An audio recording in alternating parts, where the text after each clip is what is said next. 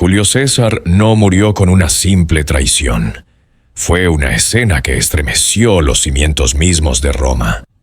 En el mismísimo corazón del Senado, rodeado por mármol y sombras, cayó un hombre que para muchos ya era más que un mortal. El que fuera general invencible, reformador audaz, amado y odiado por igual, se vio rodeado por quienes horas antes compartían su pan y su vino. Los senadores, empuñando dagas, no actuaron como enemigos lejanos, sino como traidores cercanos. Se autodenominaban los liberadores, y en sus ojos ardía la convicción de estar salvando a la República de su supuesto verdugo.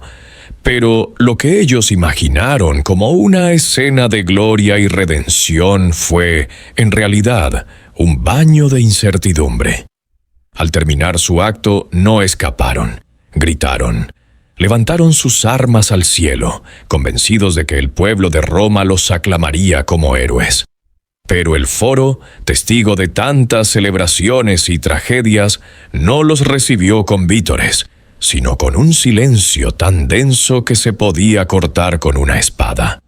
No hubo flores, no hubo agradecimientos, solo un miedo colectivo, el presentimiento de que algo mucho peor estaba por comenzar. Porque, aunque para algunos César había sido un dictador, para el romano común, aquel hombre había traído pan, seguridad y victorias.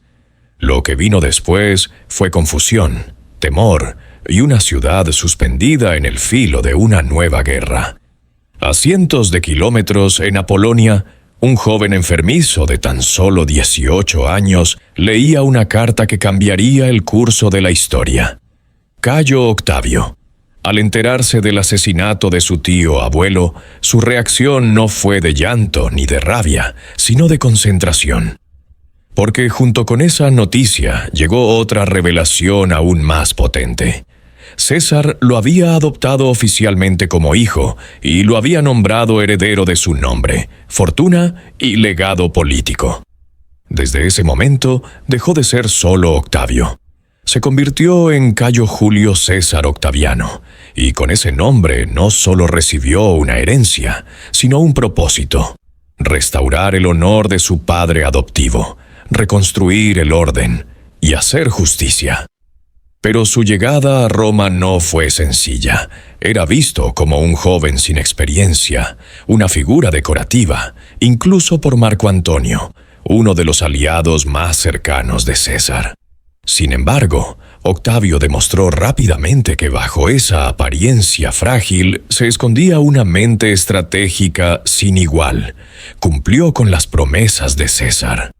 Entregó al pueblo el dinero que el testamento les ofrecía. Vendió propiedades, apeló a la memoria del general caído, y con ello ganó no solo popularidad entre la plebe, sino algo mucho más valioso: el respaldo de las legiones.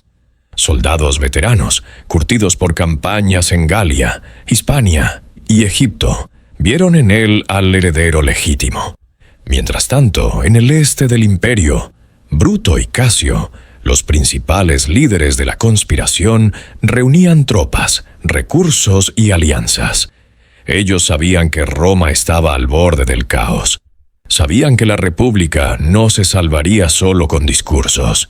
Y aunque sus ideales eran firmes, sus métodos habían dividido al pueblo.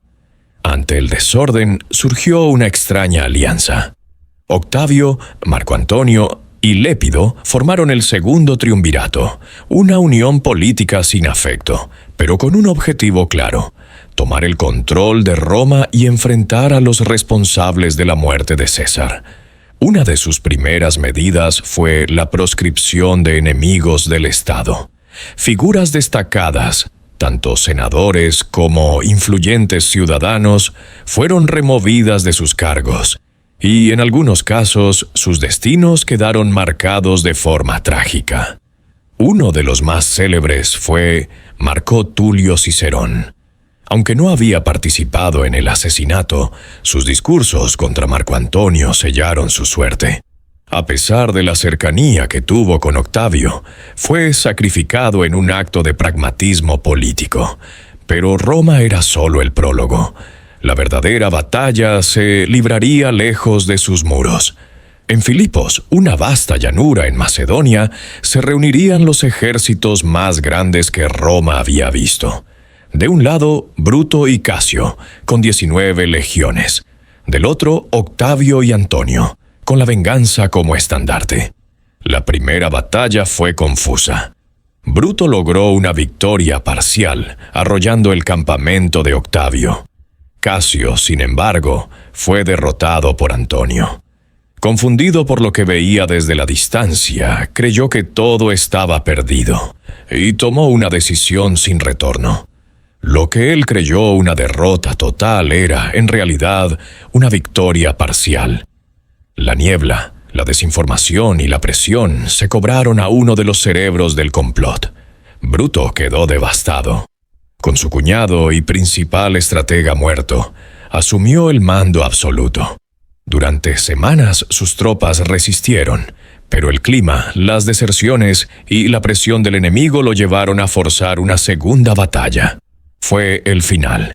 Las tropas de Octavio y Antonio aplastaron a las de Bruto. La república representada en ese ejército se desmoronó. Bruto, huyendo, comprendió que todo había terminado. No sería capturado. No sería humillado.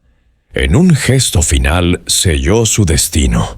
Pero esa no fue la última página.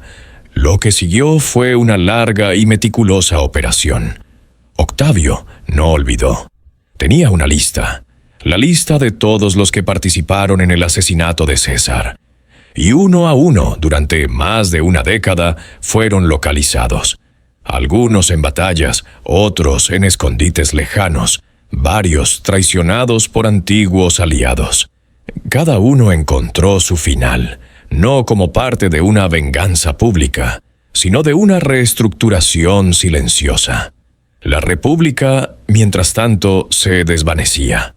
Con la desaparición de todos los senadores implicados, y tras la derrota final de Marco Antonio y Cleopatra en Actium, Octavio quedó solo en el poder.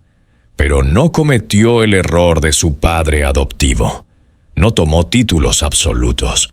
No se proclamó rey. En un acto magistral devolvió los poderes al Senado, quien, agradecido, le otorgó un nuevo título, Augusto. Así nació oficialmente el Imperio Romano. Gobernó con estabilidad y visión durante más de 40 años. Roma prosperó, se expandió. Entró en una era dorada. Pero no gracias a la República, sino al poder de un solo hombre. Los hombres que apuñalaron a César lo hicieron para evitar la tiranía. En su intento por salvar la República, la destruyeron, y su sacrificio, lejos de impedir la coronación de un emperador, la facilitó.